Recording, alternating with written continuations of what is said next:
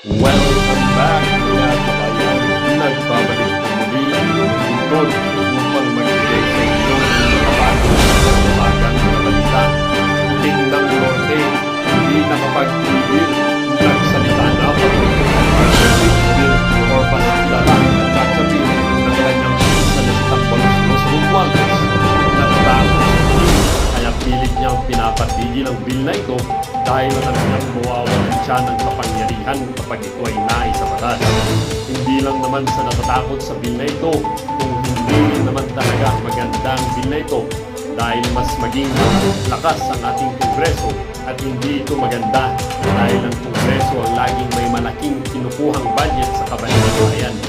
Ngayon pa nga lang na hindi pa na isasabatas ng Chacha Bill ay ang laki na ang lumalabas at lalabas ng pera ng Kongreso.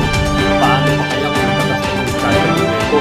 Ngayon pa nga lang, dahil ang ito, kapag ito ay naisabatas, lahat ng mga tao nagtatrabaho ng Franghang Tubaw ay papatas na makulong dahil hindi ang pagkain ang marunong pa kaya gumawa ng kasamaan sa kanilang mga pamilya.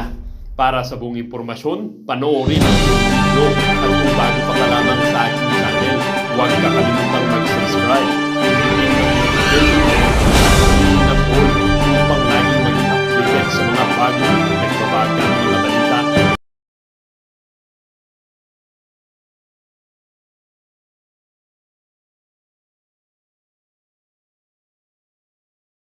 Ang isyung ang ito ay naging usap-usapin din sa social media.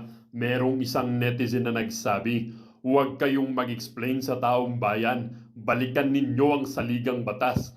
Kung ang PI na isinusulong ay constitutional or not, only Supreme Court or COMELEC can explain to that, just file a complaint. Sabi din ng isang netizen, isustain ang irigasyon, gamitin sa agriculture, hindi sa patravel-travel na aabot ng billions, ang